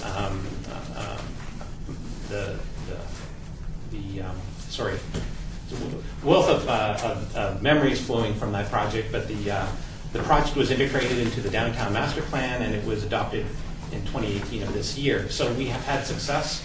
The project's also received numerous awards at the local level and received attention at the national level as well. So we have a record of being on time and on budget with our projects.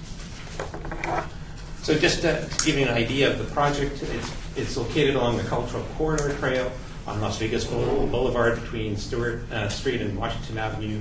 As you know, the Reed Whipple building is one of 7 buildings that are to showcase cultural institutions considered significant to the city's history. Since 2011, the building's been sitting vacant, and there have been a number of different projects that have popped out. Many have been discussed in the news and the media, and then quickly forgotten. As I mentioned, Dr. Lisa Morris-Hidler from the city's Department of Youth Development and Social Innovation approached me with this project to guide the conceptual development of an adaptive reuse campus with a focus on the Reed Whipple Community Cultural Center as part of the Nevada system of higher education hub offering comprehensive student services and workforce development. And just this slide just illustrates the overall project boundaries. The focus of the project, like I mentioned, is the Reed Whipple building, but will include, as part of the campus, the Las Vegas Clark County Library and the former Lee Discovery Children's Museum. The objective of this project is to develop a tool that will be used to secure funding for various levels of government for the Reed Whipple. So what is the project? The focus is the Reed Whipple. Just some quick facts on the building. It's of the international style, designed by David G. Clark and Associates, no relation to me. Drop the E and I've got the E at the end.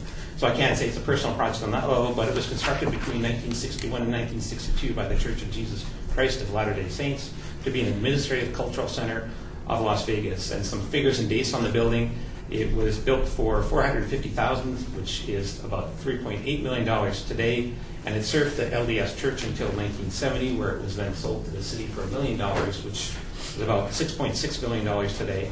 It served at City Hall from 1970 to 72,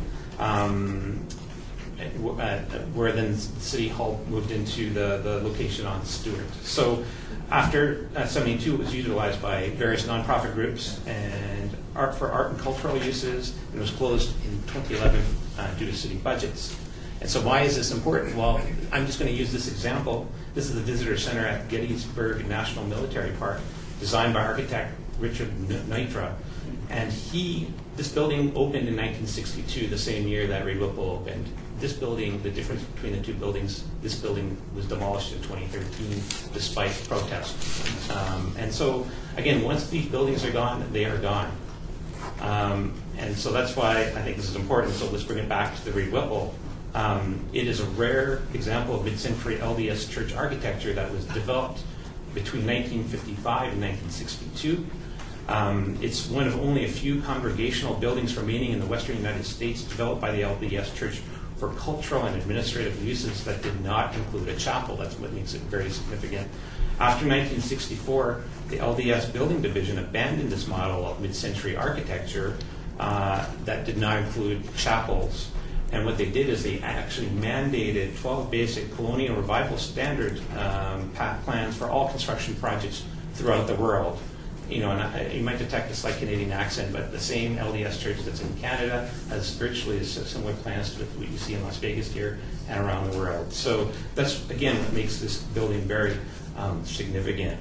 In addition, there are a number of threats that have come up, particularly in media. The one is the RTC's master plan that includes a light rail through the site. Again, as a designer, I know that doesn't necessarily literally mean that the line needs to move through the building. There's ways of directing the line around the building and integrating it into the campus, and that was part of what this study would do, to look at different all the points of information that need to be addressed when looking at how to save the Reed Whipple. The other aspect that makes it the building under threat is the fact that it has been sitting vacant since 2011, so it has been compromised. It's attracted a series of vandals. And then I can't help but mention the internal discussions. Anytime you talk about the Reed Whipple, you hear a number of people say tear it down due to these reasons. You hear an equally number of people say, no, it must be saved for these reasons. And so part of the study will be to root through that information, pull it together, because there are valid points that need to be addressed from both sides. So we must understand this opportunity before it is gone. And so the fun part, how are we going to do this? This is through my team of assembled for the Design Center. A big component of the project will include students in a design studio. Currently 18 students are enrolled. None of them know about this project yet, because if it's not approved, I don't want to give any false hope. So I'm not putting that pressure on you, but there are 18 students in the School of Architecture that are enrolled for the studio. I have a design team of consultants that include architectural, preservation, consulting, and design communication to help ground the team, and then faculty, which includes myself, colleague David Baird, and my researcher, Diego Alvarez, who I must say has been with the Downtown Design Center since that initial grant received from the Historic Preservation Commission back in 2015. So thank you for that. And when are we going to do this? Oh, going the opposite way. When? So our schedule is really being dictated by the city's desire to go to the state assembly, which happens in the early new year. And so we've got a two-part process where the first part is research, which would go in start under effect August to September. The students would join the team at the project start at the end of August. Move the project through design development in October, November, December. We then complete the final report for the end of December, beginning in January, and we'd be all set for the assembly and other opportunities for searching for grants for the Reed Whipple as preservation. So with that, I'd like to thank you for hearing about the proposal and open up for questions. Wonderful. All right, anybody want to start with the question I would ask, especially Dr. Edler here? I know the city's entertaining the potential occupants. As these requests come in, how do we integrate the two as the consultants move forward, the students move forward with planning? It will be specific only to cultural arts, not performing arts. I mean, what that is a piece of it. What are the plans here as we get requests on an ongoing basis for the use of the center. For the record, Lisa Moore, Civil Director of Department of Youth Development and Social Innovation. Mayor, to you and members of this distinguished committee, as of right now, there are no active applications for Reed Whipple. So in terms of some of the proposed uses, those have not come to fruition, as Mr. Clark indicated. We believe that this is probably our last and best chance to save Reed Whipple. As he indicated, it has been heavily vandalized by homeless mostly. The latest condition is there was substantial damage done to the interior of the building. And so we believe that this proposal to have a higher ed hub is right in the heart of downtown, right off of the freeway, access on the bus line, plus we have a broader plan for the surrounding community, that this would be a great use of Reed Whipple being repurposed and preserved for a public partnership. We have been in dialogue with Chancellor Riley, so he is very much in support of this project, and as well as Councilman Cedric Keir, who is the councilman of this particular ward. And is, if I might just Goodman, security during all of this, will that be added in? Is that covered in the proposal, the grant proposal, or anything? Or this is just going to come back to us again after the initial phase before anything's touched? So there's no copper left from the building, as I understand it, and everything has been taken. It's worth taking. Right. For the record, Lisa Moore, Civil, there has been some compromise of the building. The AC units are gone. There's some copper that's been taken out. Currently, it's managed by our operations and maintenance department, so they are the ones we've kind of secured it a little bit more. They have more patrolling of the area. We don't have a full-time security guard at that location, but we do have more surveillance on the property. We've also been working with Public Works and our planning department, so that they are also a part of the project.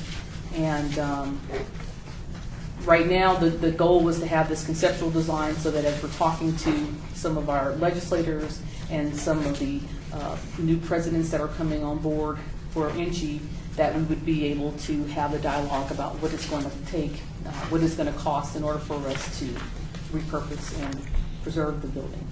Again, those costs have escalated because with every, and this is seriously, with every day that goes by that the building is vacant, that's probably, if there's one mistake we made, it was leaving it vacant. The costs escalate as it continues to be vandalized. But we are trying to get moving on this project as quickly as possible. Thank you. Member Scodel. A couple of questions. First of all, I'm a bit confused about what the deliverable is. The phrase that kept reoccurring is the report will serve as a tool to secure funding from various levels of government. I'm not sure what that means exactly. Is this going to be, as the mayor has pointed out, over the years, a lot of people have been working on that building, coming up with ideas, and to restore the building interior, the number has gone from 5 to 7, 8. Now I think we're past $10 million just to restore the interior of the building to bring it up to speed. The city's already funded a research project into the Reed Whipple Center. I think it was $25,000 or $30,000, and we received a full detailed report, a nomination to the National Register for Historic Places. That nomination and all the details was written and approved by the city, sent to SHPO, and they sent it back suggesting that it be less as a city hall, and there were some suggestions about what the focus needed to be to do that. That's still within the bowels of the city. It hasn't been updated in the last few months and sent back. I think that needs to be wrapped up and decided about whether or not the city wants to move this thing onto the National Register. If it doesn't, then we go to Plan B. But it's now the city has spent good money doing all the research on the history of the building, a lot of data. So I don't think we need to redo that portion of it. Are you going to deliver? And the idea that we're going to get a report that we're going to take to Carson City in January and they're going to give us what? They haven't given us squat for the country. They have, I mean, they're not going to stroke these checks. So I don't know why we're going to spend $85,000 to ask them for money that they're not going to give us. So that being a funding document, that doesn't fit right with me. If it's a document that's going to go in and say, this is what it's going to take to bring this thing up to an educational facility, these are the things that are wrong with it, these are the things that need to be fixed. That's a different story, but we already know the history of that building, so we've already spent money for that. So I'd always ask for a redo on this if there's a. Do you want to respond? Yes. Yes, go ahead. Okay, this is Steve Clark for the record. I can respond in terms of the deliverable. This wouldn't be to redo the work that's been done to date. The project would be to take the information that's been done to date and from different various stakeholders that have a hand in Reed Whipple, everything from planning to what's the other department? Transportation, RTC, all the players that could influence the fate of the RTC, figure out what the important projects that could influence that, take a look at what has been done to the building in terms of current damage, and to develop a concept and a plan with not only just with the Reed Whipple, but how it relates to the other buildings around it along the corridor, and develop an opportunity master plan of what it could be with the cost associated to that in terms of its rejuvenation. So what's really important of my role in the community is to listen, to pull it together, and then to put it together in a report. And again, I can't help but turn to the 100 plan. We walked into a community that was very weary of us being there, and at the end of a 3-day workshop, we had definitely come to conclusions based on input and the weariness went from jeers to hugs, right? And so the work that we'll do is at a high quality level that will serve to show what the opportunities of the Reed Whipple and its surrounding areas are. Council, could I ask a question of you? Am I able to take comments from the public on this? It's your discretion. You're on. I will, but at this point, after the members, please, Member Helms. This is Louise Helton for the record. I was just looking at your budget and I was wondering, is the studio team, are those students? Yes, that's a studio team. So the way that I calculated $25 an hour, it's like they'd be working 160 hours each. I assume that's in kind. You're not paying them, are you? Yes, that's in kind. That is in Okay, kind. because normally I think, aren't the grants, when we do the total, aren't we always looking at real dollars that are being spent? Yes. Okay. Yes. So I just think that's, for the way that we're accustomed to looking at that, and you may not know that, but okay. we're not used to looking at any kind of. I guess that was the way I figured of. That was a way of showing it, because at the end of the studio there are serious deliverables, and there is a value accounted to that. So it's an in-kind value. It's not a hard dollar value. Exactly. So looking, what we're always looking at is where are you coming up with money, actual money, and what I'm seeing is more in-kind, just to inform my decision on how to. Yes, and I think that's more in there to show you how I would deduce or come to a bottom line for our in-kind time, because as you see, we're going to dedicate more time to this project than we're asking for. Mayor, if I may. Yes, Sorry. please. No, I just wanted to, Member Stodahl brought up some good points, and I just wanted to say that we are still working with our Historic Preservation Commission to resubmit that application. Most likely, our department is going to fund the consultant so that we can get that. We've taken their recommendations into consideration so that we can get that back up and get that application resubmitted. The other thing is, when we talked about the public partnership, the goal was that we feel that the adaptive reuse is really vital to our community, to have that higher education hub and have all NCHE organizations working together under one roof. that fits into what we need downtown, and it fits into some of the things that we're doing in the surrounding area. And so the whole reason that I reached out to Mr. Clark is that I needed some help to getting a conception design. If you were to go there right now, other than the outside, it might be hard for you to visualize what we are talking about. But we felt like if we could work with the design team to really show what it could be and then put a cost to that, it would be much easier as we go around and have those type of conversations for the funding. And I might add that within here, Dr. Higley, you are out of space in the Fifth Street School, as I recall. That is correct. For any expansion of any part of the Nishi group. That is correct. Okay. And as well as City Hall. Okay. Member? Yeah, Commissioner Senek, kind of about on this. I'm just not sure where this is headed. And I'm sure somebody along the way has looked at asbestos in a building built in 60, 61, if that's an issue in this. And then I also think across the street with Cashman has a tremendous facility there. It's in really good shape. They take very little to convert to whatever use we might see there could be done over there for a lot less cost. But just a thought. Thank you.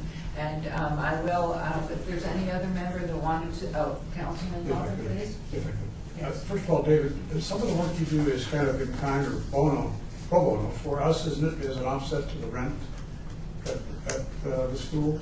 Well, the rent agreement is something that's negotiated through the provost's office, so that's independent of us. So the school gets it really inexpensive. Yeah.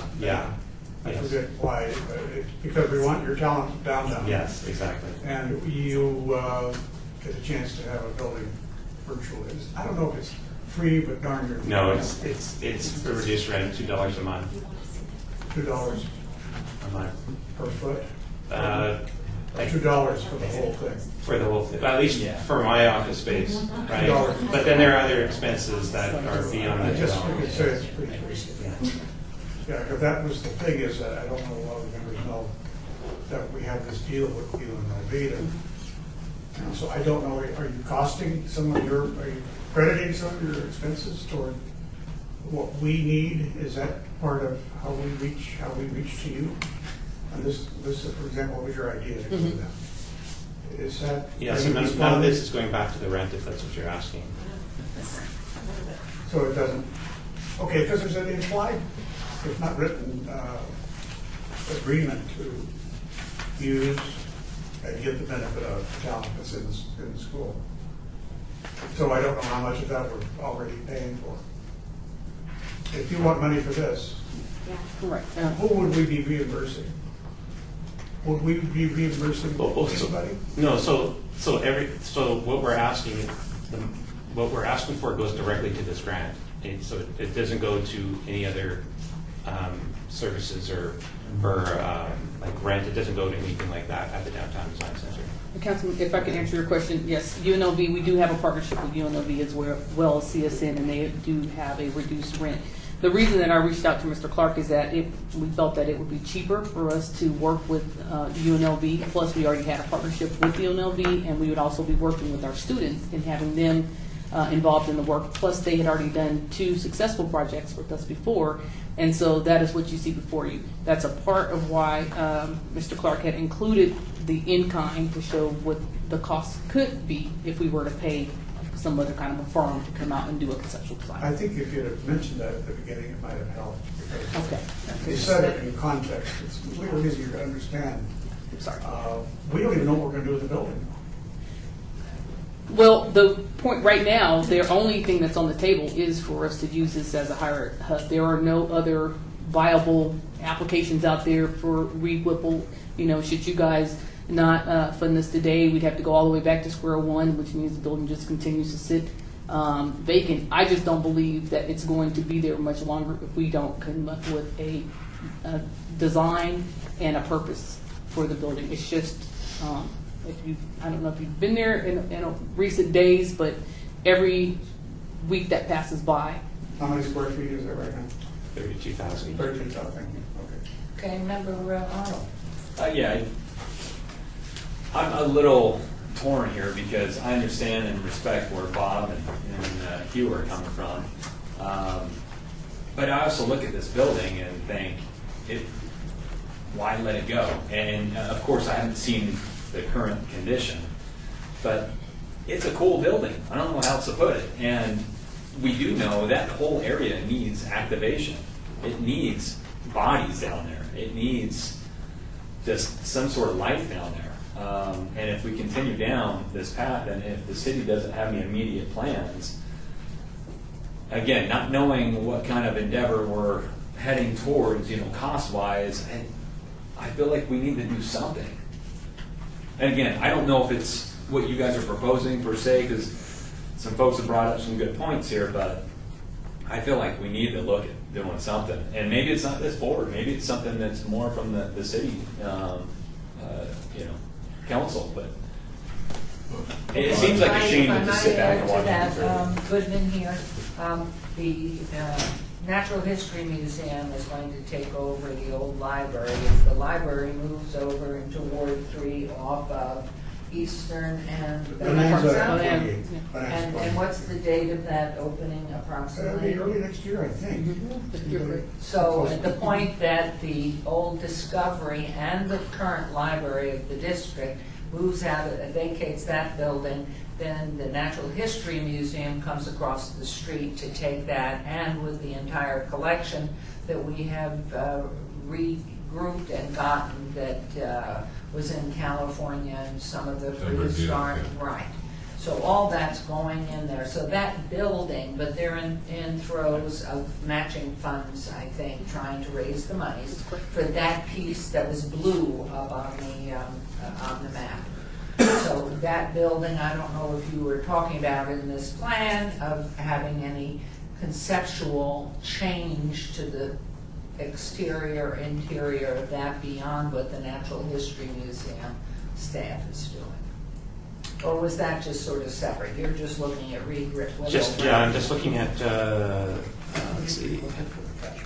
Well, we had Reed Whipple occupied. The last was, 2011, 12, Exactly. Shakespeare group that came Yes. in, and that lasted just a couple of years, and then vacated. Summer nights. You're right, it was, and so that vacated. So if I might, let's hear Assemblywoman Swank, please. Thank you, And if Mayor. you'll re-announce what hat you're wearing at this moment. I'm Heidi Swank, the Executive Director of the Nevada Preservation Foundation, and we are a sub on this project. So I wanted to make sure it was clear to the committee what a preservation plan will do, which is a very different entity than a National Register nomination. They're both definitely documents, but the preservation plan would really do these things like look at what fixtures are in there, are there asbestos issues, which I have to say that all these buildings have asbestos, but encapsulation is usually the best path forward. It's a less expensive path forward. Remediation is often not needed. But what our staff would do would be able to develop what's called a preservation plan.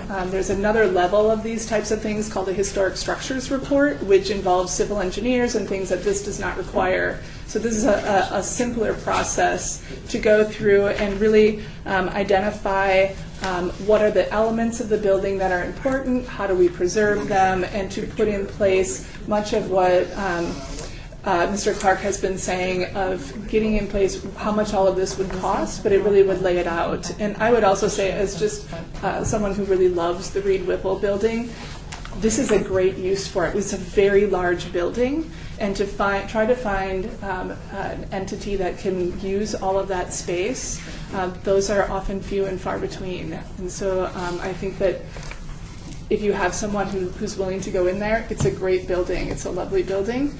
And I really applaud NG as a state legislator for looking for a way to save money on doing that. Thank you. I'm going to applaud right now the other part of the state, UNRWA, is in the process of destroying several two-story, very historic structures. And here we see UNLV that's in the opposite approach, trying to take a historic structure and save it. So I applaud that. Still concerned, though, that we're going to come up with this is. We've got a building, and if we only had all the money in the world, this is what we'd like it to be, as opposed to what realistically can we do. Is it going to cost us 15 to 20 million just to get that livable with the asbestos, putting back the plumbing and all that? I mean, is there a point of no return for this building? What is your report going to say? Well, yes. And could I interrupt you, because based on that, is there a possibility to break it out so that first you make the report on what condition it's in, what it's going to cost to go ahead and just bring it to an acceptable standard? Then the second part be the planning for these multiple uses. Yeah, no, we could, it's part of doing this type of study is there's no, like, here's gate and here's finish line. There's a sense of organics to this because the building has been compromised, because there's different streams of information we're going to have to tap into and lay it out. So through the process, the stakeholders would help dictate what are the needs of the report, and so we would structure the report to include that. And so definitely based on this discussion, I can see the report. Here's the essentials to say the structure. Here's the essentials for including phase 1 of the campus, and here's phase 3, which includes the rest of the structures on the project site. So how does that affect this, if I might add? That was good, again. How does that, going to that analysis based on what Member Stoddall had suggested there, does that, in fact, you go ahead and do it in 2 parts or 3 parts, and does that alter your grant request? It does not alter the grant request.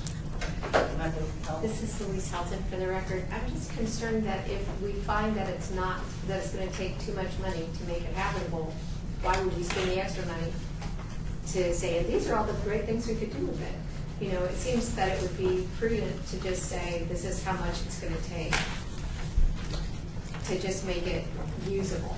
Yes. Or it's just too far gone, and see that, it's just not really in the cards necessarily, or it's going to be a huge expense. Okay, I guess.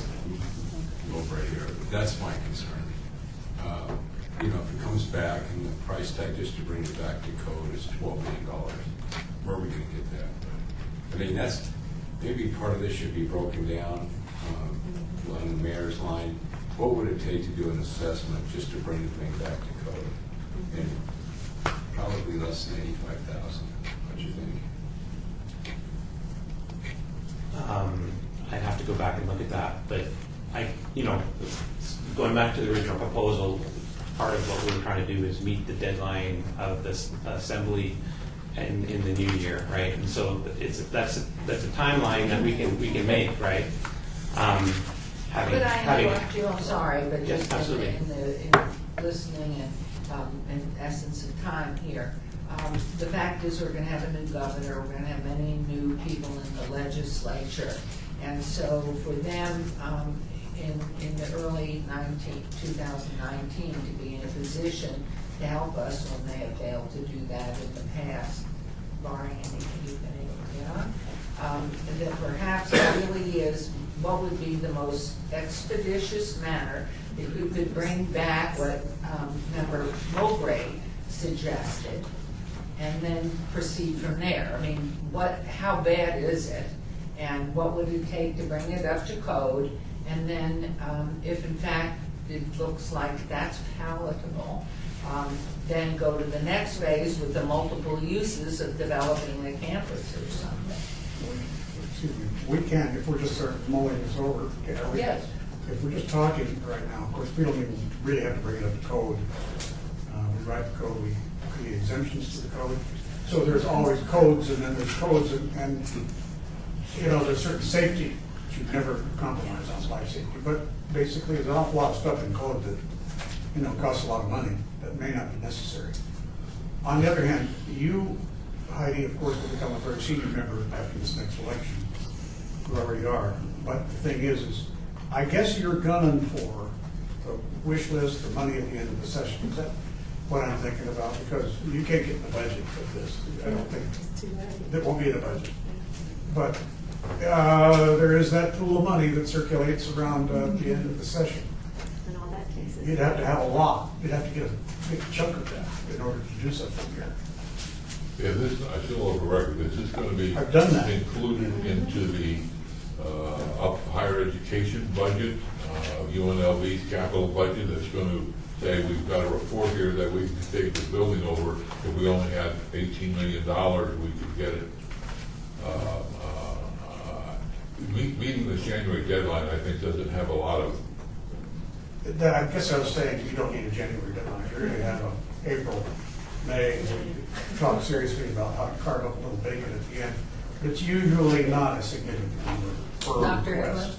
This is Lisa Moore Civil for the record. The reason I asked for it for the January, and that was so that we can start floating.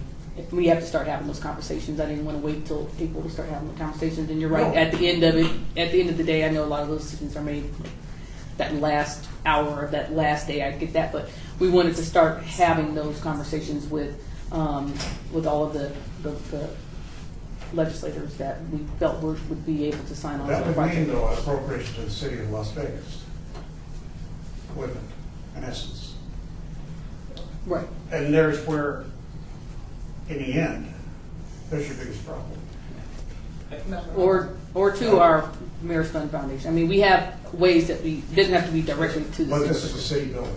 It is, yeah, but it could be on behalf of the project. Well, there are ways, Councilman, there are ways to go to the Commission on Cultural Affairs and Historic Places that the legislature gives $1 million every biennium for projects around the state, cities, counties, gets that money. That's only $1 million, and it's regularly $200,000 or $300,000 grants to preserve historic structures. That number, rather than $1 million, could be increased to 10, 15, $20 million. And there are lots of projects that are larger projects like this one, or the hundreds, or the Lincoln hotel Victory. or Lincoln Victory. 107 years old. Yeah. Member Arnold? I kind of feel like we're going back into a much bigger discussion. What I'm hearing is if you guys want to get something out of this board, we need to probably lower what you're asking, and let's get the bare minimum done. Take something from us today. I feel like we're close to agreeing on that. I don't know what that number is. I'm not sure exactly what that funds, but what you're hearing from us is get a consultant in there that can at least give us a sense of how far is gone is this building. What are we looking at? Are we looking at a giant price tag, or can we save this for something that we, the board,